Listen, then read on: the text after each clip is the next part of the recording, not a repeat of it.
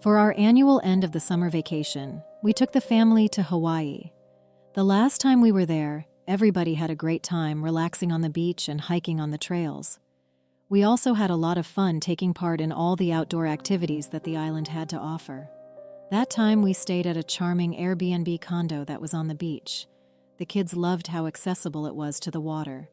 This time we couldn't find a place on the beach, but nonetheless, this Airbnb had other great amenities and excellent reviews, so we were excited to get there. As soon as we arrived at the Airbnb condo, our youngest daughter, Lily, complained that the condo gave her the creeps. It wasn't unlike Lily to complain on trips, so I just thought she was exhausted from the long flight. She kept insisting that we get a hotel. It got to the point where I felt annoyed by her persistence because I was also exhausted from the flight and just wanted to unwind peacefully in my room. That night, I had a terrifying dream that was unlike any nightmare I've ever had. It felt so real. When I have bad dreams, nothing physical ever happens. Usually, I'm being chased or stared at, or something like that. Also, I'm never in the actual setting. For example, in the dream, I might be in my house, but it doesn't look like the real house that I actually live in, if that makes any sense. But this time was different. I was in the actual bedroom of this Airbnb. Anyways, a tall, shadowy figure with long, tangled hair emerged from the bathroom. Even though I couldn't see any details on its face, I knew that it was a woman. Suddenly, she was at the foot of the bed, and the next thing I knew, she grabbed me by the ankles and yanked me out of the bed. It all happened so fast as she dragged me across the floor. I was on my back, kicking my legs and trying to free myself from her strong grip. Even though I was deathly terrified, I managed to shout out in anger, "Don't you know that I am a child of God? How dare you?" There was a struggle, and then I was able to free myself. I grabbed her by her bony ankles and started slamming her against the nightstand like a rag doll. I don't know how long this went on for or how it even ended. I suddenly woke up to the morning sun filtering through the blinds.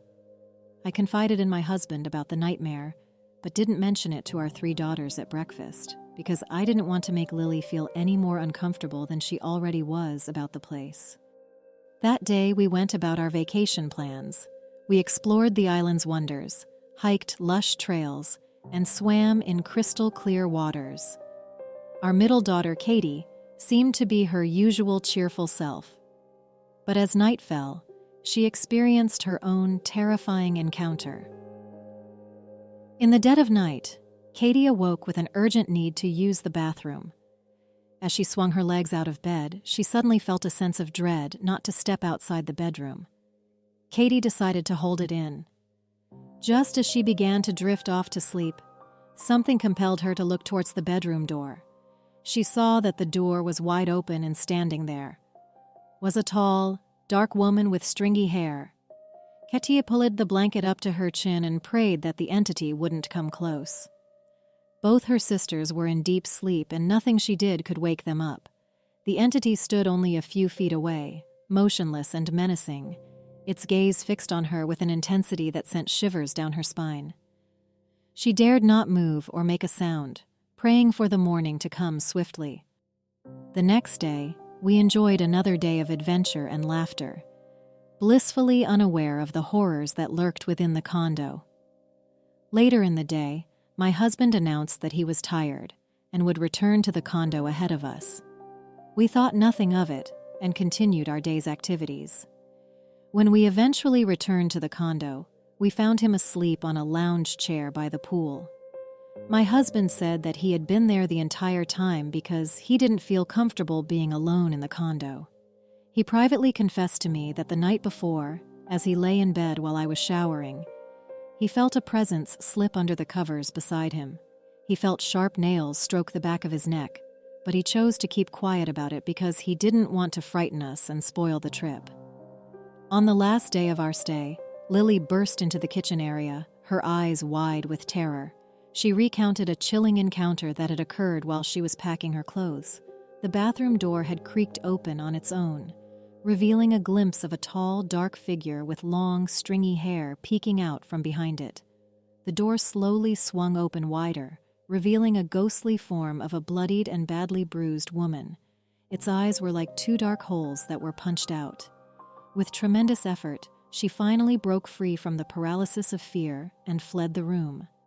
After we stepped out of the condo and headed for the airport in our car rental, we began sharing our spooky experiences in the condo. Our oldest daughter was the only one who escaped the nightmarish tormenting of the evil entity that lived in that place.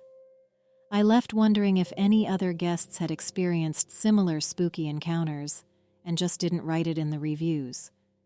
The condo had a book where guests could write comments about their stay, and there were no remarks about the place being haunted.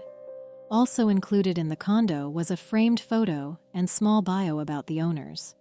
Apparently, it's something that a lot of Airbnb owners include in order to make their guests feel welcomed. I feel very tempted to write to them and ask if there is something more to their condo.